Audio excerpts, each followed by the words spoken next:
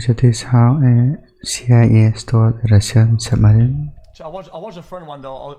So how do they stole it and where do they keep the? I'll give it a shot. 68 in the midst of This kind of a huge submarine. Yellowstone illumined is called. It is 1968 in the midst of the Cold War. The Soviet submarine K-129 quietly sails Or back in the day. the deep waters of the Pacific. Suddenly, around 1,500 miles northwest of Hawaii, it vanishes from radar.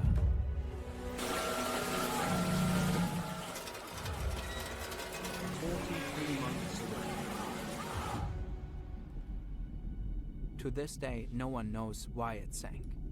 On board the deep-sea vessel are weapons and technology of immense value, sparking one of the most spectacular salvage missions and diversion campaigns in CIA history. 39 Big Bro. Well, why would they This is put the that truly on? insane story of Project Azorian. Why would they put the weapon in there? What? So why would they put something really important on a submarine? What is this question?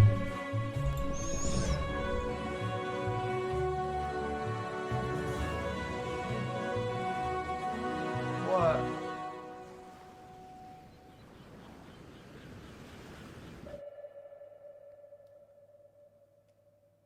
Why one digs it's riskier than other devices? On March 8, 1968, officers at a US naval base record an unusual signal through their sound surveillance system. SOSUS is a state-of-the-art technology to detect submarines. The signal, which presumably originates from an underwater implosion, can be traced to a specific location around 1,500 Dude, miles I'm actually northwest multi-chat. of This Hawaii. actually is annoying. I'm It's actually an really area Pacific known Ocean and or something? controlled by the Soviet Navy. Meanwhile, in a Soviet control center, the Soviets make several radio checks on their ballistic missile submarine K-129, all without success. Something is wrong. They immediately initiate a massive search for the missing vessel. It will last a full 2 months with no success. As a result, K-129 is considered lost, along with its 83 crew members. Yay, 2 years XQCL. They stole a submarine with 83 people. The US military closely monitors the activity of the Soviet Navy from a distance. Once the Soviets call off their rescue mission, the Americans decide to send the USS Halibut in an effort to investigate the anomalous signal.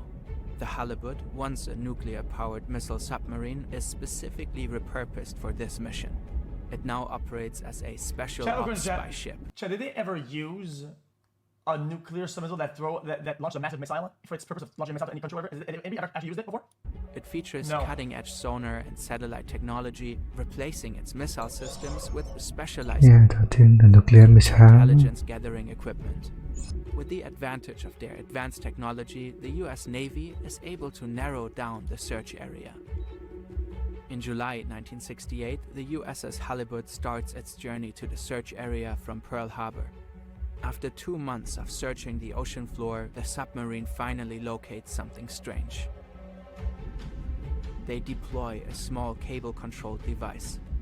This device can descend to depths inaccessible to the submarine and gather information on the terrain of the seabed. Like a little fish, the device dives down and takes photos of the strange object on the ocean floor. And there it is. The wreck of K-129, lying at an incredible depth of 5,000 meters. Chad, why The don't they US is just do starting this to for the fucking understand Titanic? why the Soviets undertook such a massive rescue mission. The submarine likely carries highly valuable weapons and top-secret technology. Stuff the Soviets really wouldn't want the Americans to get their hands on.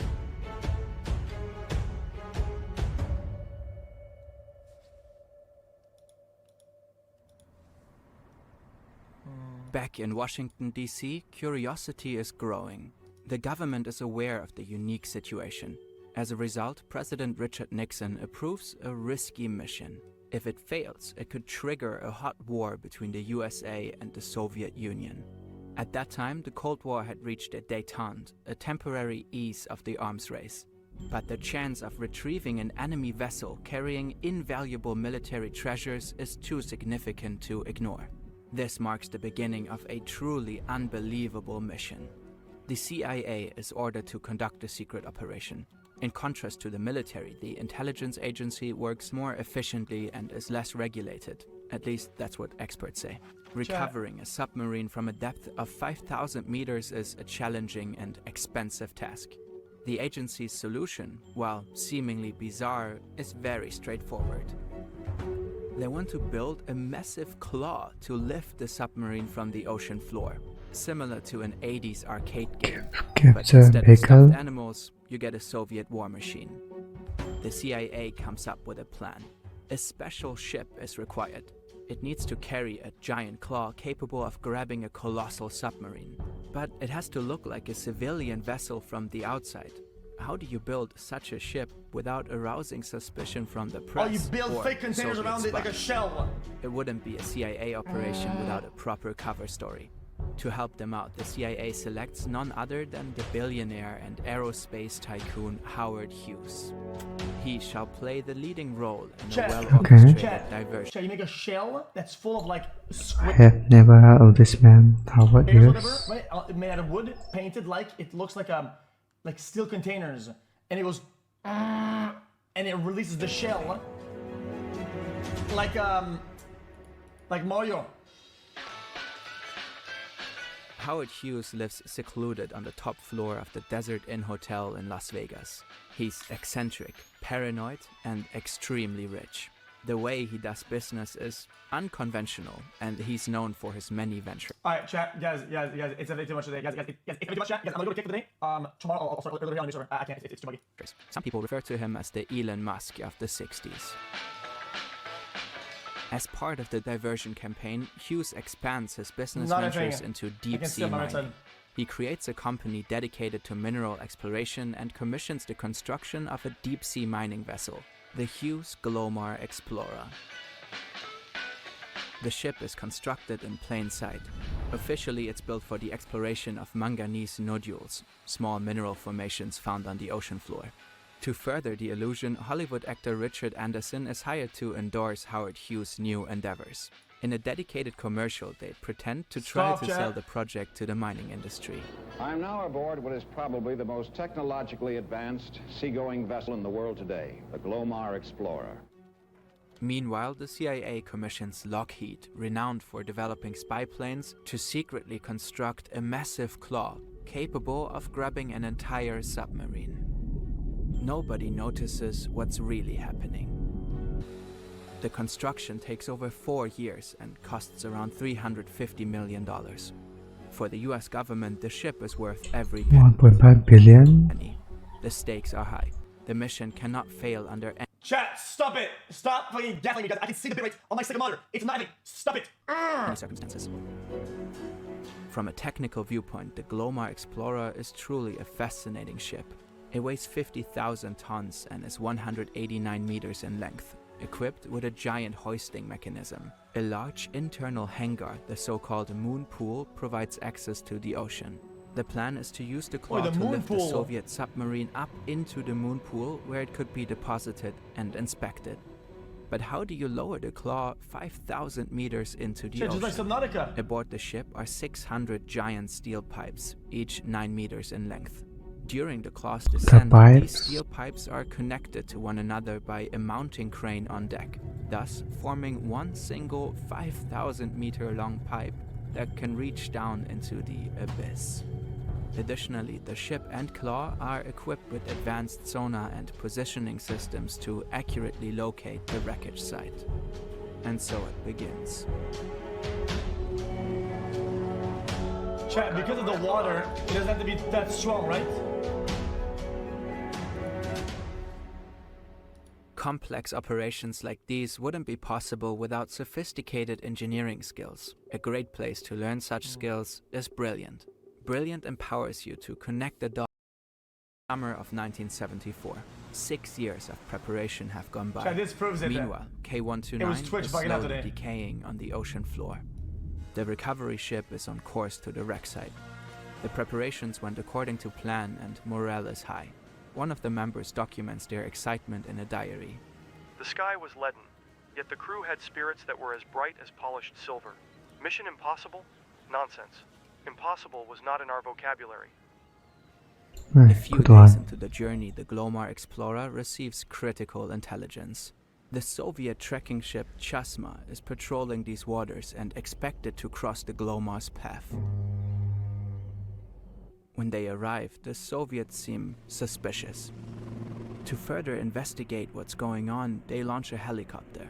The crew of the Glomar is nervously watching as the Soviet helicopter makes several low passes near their ship. If the Soviets uncover the true purpose of the Glomar's mission, it could escalate into a dangerous conflict. Eventually, the helicopter returns to its ship. The Glomar Explorer and Chasma open communication over radio. We are on our way home and heard your foghorn. What are you doing here? The Americans are getting real nervous now. The Chasma was not within hearing distance of the Glomar. This seems to be a lie. But the CIA agents stick to their cover story. We are conducting ocean mining tests. Deep ocean mining tests. Surely. Mining? What kind of vessel are you? A deep ocean mining vessel. How much time will you be here? We expect to finish testing in 2 to 3 weeks. I wish you all the best. The Chasma signs off, turns around and heads back to its home port, Petropavlovsk. Following this nerve-wracking encounter, the Glomar Explorer can finally proceed with its actual mission. Chat, but I'm confused. If they stole the Russian submarine, that means that the Russians lost the submarine, right? So they weren't looking for their own submarine. They didn't even reach the coincidence that this one is just in the same thing as a like, I don't get it. Very slowly, the colossal claw begins its descent into the They couldn't deep, find it, but dark still, though. ocean. Every now and then, a Soviet ship curiously passes by. The Even then, chat, what are the odds that there's an enemy vessel in the same sort of area as their lost vessel? And it's doing some mining tests. Come on, bro. crew is So getting ever more Russian tense. Adam then. After about a week, the sonar system attached to the claw detects the seabed. Another week of prep and troubleshooting follows. Finally, the claw secures the wreck and the lift begins. The 2,700-ton Dude, no submarine way. ascends from its watery grave. The claw is pulling it up meter by meter. It seems to be going well. Then, suddenly, Oh, that's the easy. claw partly breaks and opens. In Okay. turn, over half of the submarine breaks off and sinks back into the depths.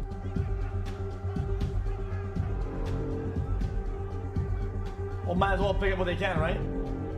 With most of K129 tumbling down to the ocean floor, the mission failed, at least in parts. Years of hard work, tax money, meticulous planning and secrecy. For what? Oh, come on, all the tax money. Less than half a submarine. That's still pretty good. But that's not the end of the story.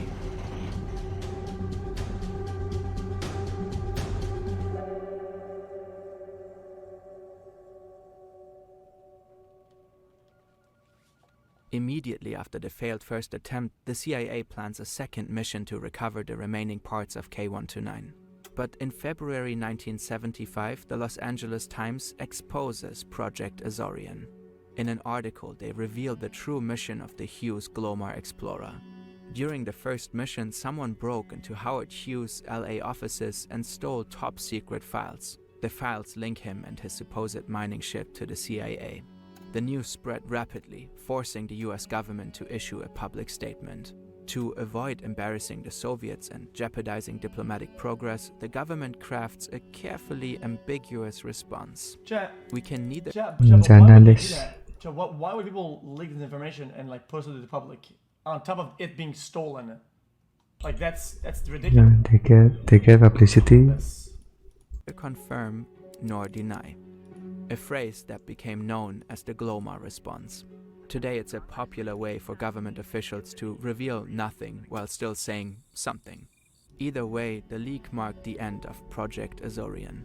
With the cover blown, a second attempt to retrieve the remains of K129 was rendered impossible.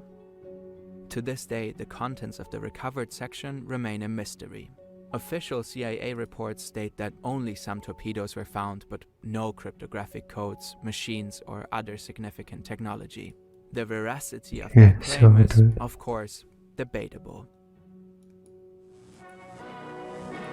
Well, couldn't that endanger fucking homeland security or whatever? Like, isn't that like a kind of like a threat? That's insane. Well, if the Soviets didn't like that and they know they were getting fucking spied on and shit like that, well, they could take that as a threat and fucking counterattack, no? The CIA did find 6 deceased Soviet crew members in the retrieved section of the submarine. These men were given a formal burial at sea, which was filmed by a CIA documentary crew. The footage was declassified and presented to Russian President Boris Yeltsin in 1992 as a gesture of goodwill.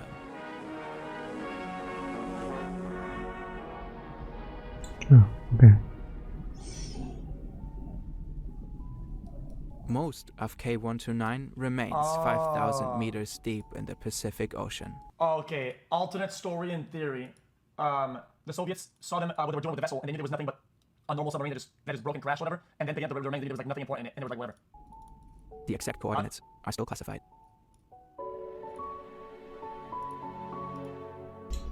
Okay, someone should find it then. What the?